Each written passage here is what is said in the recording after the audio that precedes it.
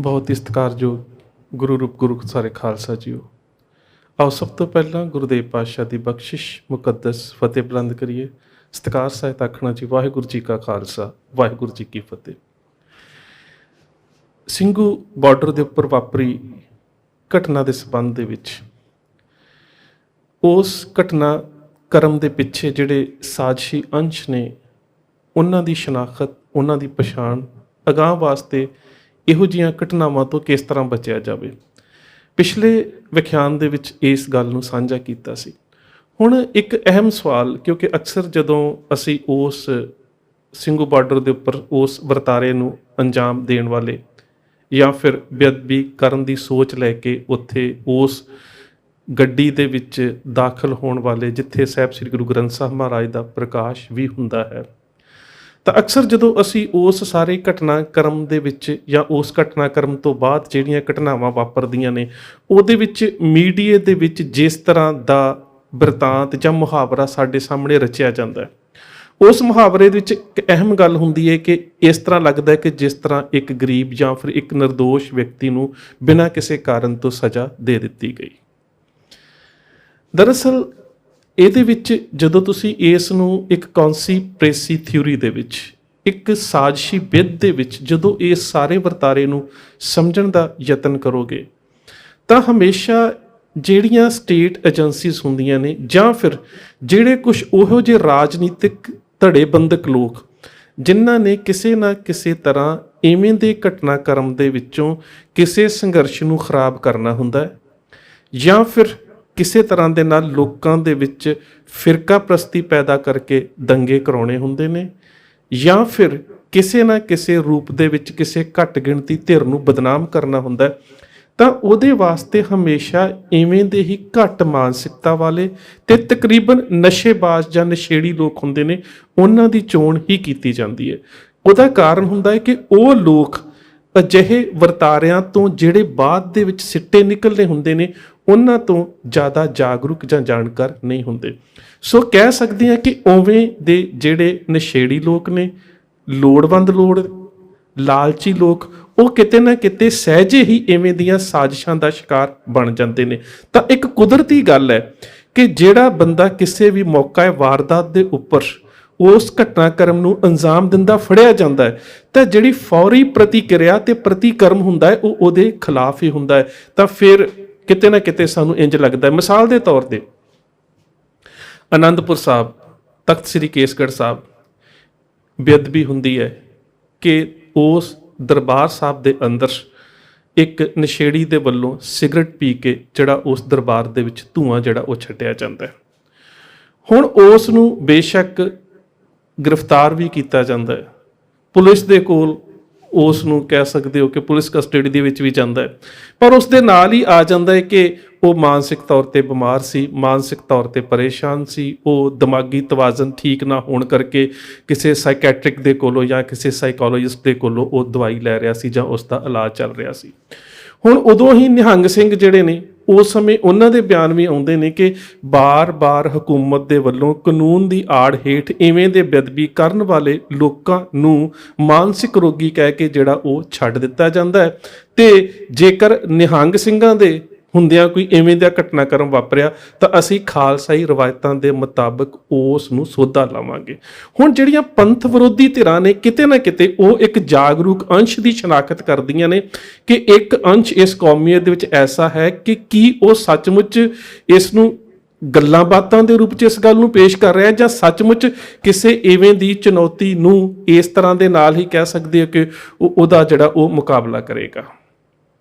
ਸੋ ਗੱਲ ਫਿਰ ਉੱਥੇ ਆ ਜਾਂਦੀ ਹੈ ਕਿ ਕਿਸੇ ਵੀ ਧਰਮ ਗ੍ਰੰਥ ਦੀ ਬੇਅਦਬੀ ਜਿਹੜੀ ਹੈ ਉਹ ਅਤ ਨੀਵਾਂ ਕਰਮ ਹੈ ਤੇ ਉਹਦੇ ਵਾਸਤੇ ਅਤ ਨੀਵੀਂ ਮਾਨਸਿਕਤਾ ਵਾਲੇ ਜਾਂ ਫਿਰ ਅਤ ਨੀਵੀਂ ਜ਼ਹਿਨੀਅਤ ਵਾਲੇ, ਖਾਸ ਕਰਕੇ ਨਸ਼ੇੜੀ, ਲਾਲਚੀ ਤੇ ਲੋੜਵੰਦ ਲੋਕ ਜਿਹੜੇ ਨੇ ਉਹ ਚੁਣੇ ਜਾਂਦੇ ਨੇ, ਜਿਹੜੇ ਸਹਿਜੇ ਹੀ ਕਿਸੇ ਨਾ ਕਿਸੇ ਰੂਪ ਦੇ ਵਿੱਚ ਉਹਨਾਂ ਸਾਜ਼ਿਸ਼ੀ ਤੰਤਰਾਂ ਦਾ ਜਿਹੜਾ ਉਹ ਸ਼ਿਕਾਰ ਹੋ ਜਾਂਦੇ ਨੇ। ਭਾਵ ਕਿ ਇੱਕ ਬਹੁਤ ਹੀ ਲਾਹਨਤੀ ਕਰਮ ਕਰਨ ਦੇ ਵਾਸਤੇ ਸਮਾਜ ਦੇ ਵਿੱਚੋਂ ਰੱਦ ਕੀਤੇ ਹੋਏ ਲਾਹਨਤੀ ਲੋਕ ਜਿਹੜੇ ਨੇ ਉਹ ਹੀ ਚੁਣੇ ਜਾਂਦੇ ਨੇ। ਤੁਸੀਂ ਬਹੁਤ ਸਾਰੇ ਐਸੀਆਂ ਘਟਨਾਵਾਂ ਹੋਣਗੀਆਂ, ਉਹਨਾਂ ਦੇ ਵਿੱਚ ਇਹ ਵੇਖ ਸਕਦੇ ਹੋ।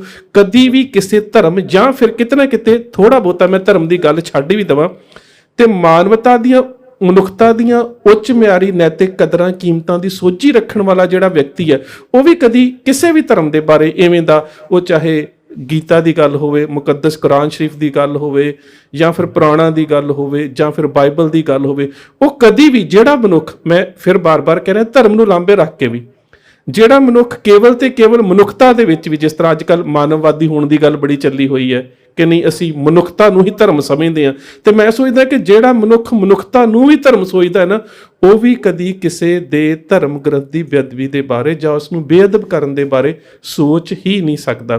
ਪਰ ਇਹ ਅੱਜ ਦੀ ਗੱਲ ਨਹੀਂ ਹੈ।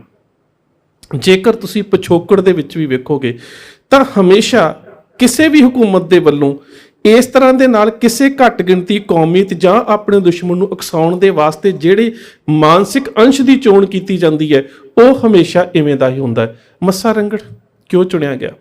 ਹੁਣ ਜੇਕਰ ਤੁਸੀਂ ਮੰਡਿਆਲੇ ਪਿੰਡ ਦੇ ਰਹਿਣ ਵਾਲੇ ਮਸਾਹੂਦੀਨ, ਜਿਸ ਨੂੰ ਅਸੀਂ ਮੱਸਾ ਰੰਗੜ ਦੇ ਨਾਮ ਦੇ ਨਾਲ ਜਾਣਦੇ ਹਾਂ, ਉਹ ਕੋਈ ਪੱਕਾ ਮੁਸਲਮਾਨ ਥੋੜਾ ਸੀ। ਹੁਣ ਉਸ ਘਟਨਾਕ੍ਰਮ ਦਾ ਤੁਸੀਂ ਪਿਛੋਕੜ ਵੇਖਦੇ ਹੋ ਕਿ ਉੱਥੇ ਸਾਜ਼ਿਸ਼ੀ ਕੌਣ ਹੈ। ਜਿਸ ਵੇਲੇ ਜ਼ਕਰੀਆ ਖਾਨ ਤੇ ਨਾਦਰ ਸ਼ਾਹ ਦੀ ਲਾਹੌਰ ਦੇ ਵਿੱਚ ਆਪਸੀ ਵਾਰਤਾਲਾਪ ਹੁੰਦੀ ਹੈ। ਹੁਣ ਜ਼ਕਰੀਆ ਖਾਨ ਸੂਬਾ ਲਾਹੌਰ ਹੈ, ਨਾਦਰ ਸ਼ਾਹ ਹਮਲਾਵਰ ਹੋ ਕੇ ਆਇਆ ਹੈ।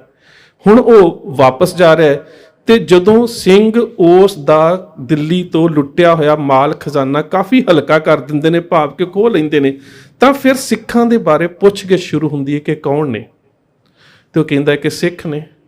ਕਹਿੰਦਾ ਇਹਨਾਂ ਦਾ ਗੁਰੂ ਕੌਣ ਹੈ? ਕਹਿੰਦਾ ਮੁਰਸ਼ਿਦ ਇਨਕਾ ਵਲੀ ਭਇਓ ਹੈ, ਇਨਕੋ ਆਬੇ ਹਯਾਤ ਦਿਓ ਹੈ। ਰਹਿੰਦੇ ਕਿੱਥੇ ਨੇ? ਜੰਗਲਾਂ ਦੇ ਵਿੱਚ।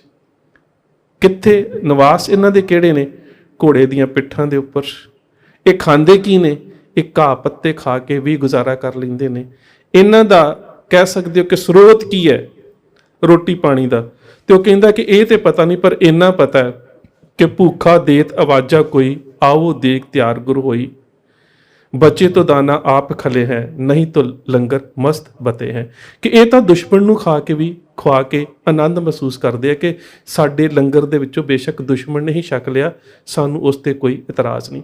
ਫਿਰ ਉਸ ਵੇਲੇ ਨਾਦਰ ਸ਼ਾਹ ਇਸ ਰਗ ਨੂੰ, ਇਸ ਗੁਣ ਨੂੰ ਪਛਾਣਦਾ ਹੋਇਆ ਜ਼ਕਰੀਆ ਖਾਨ ਨੂੰ ਕਹਿੰਦਾ ਅਜ਼ੀਂ ਕੌਮ ਬੂ ਬਾਦਸ਼ਾਹੀ ਆਮਦ, ਕਿ ਫਿਰ ਇਸ ਕੌਮ ਦੇ ਵਿੱਚੋਂ ਤਾਂ ਬਾਦਸ਼ਾਹਤ ਦੀ ਬੋ ਆਉਂਦੀ ਹੈ।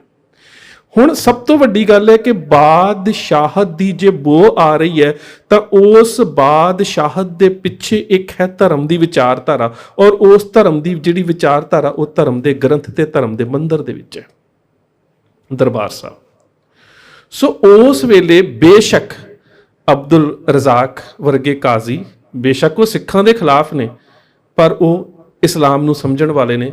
ਅਬਦੁਲ ਹਕ, ਅਮੀਰ ਖਾਨ ਦਾ ਪਰਿਵਾਰ, ਹੋਰ ਅਨੇਕਾਂ ਐਸੇ ਮੁਸਲਮਾਨ ਜਰਨੈਲ ਨੇ ਜਿਹੜੇ ਸਿੱਖਾਂ ਦੇ ਖਿਲਾਫ ਨੇ, ਸਿੱਖਾਂ ਦੇ ਨਾਲ ਲੜਦੇ ਵੀ ਨੇ, ਸਿੱਖਾਂ ਨੂੰ ਮਾਰਦੇ ਵੀ ਨੇ, ਸਿੱਖਾਂ ਦੇ ਬੱਚਿਆਂ ਨੂੰ ਤਸੀਹੇ ਵੀ ਦਿੰਦੇ ਨੇ। ਪਰ ਇੱਕ ਬਹੁਤ ਹੀ ਘਟੀਆ ਕਰਮ ਕਰਨ ਦੇ ਵਾਸਤੇ ਮੰਡਿਆਲੇ ਦਾ ਚੌਧਰੀ ਮੱਸਾ ਰੰਗੜ ਇਸ ਕਰਕੇ ਚੁਣਿਆ ਜਾਂਦਾ ਹੈ ਕਿ ਉਹ ਨਸ਼ੇਬਾਜ਼ ਵੀ ਹੈ ਤੇ ਔਰਤਬਾਜ਼ ਵੀ ਹੈ।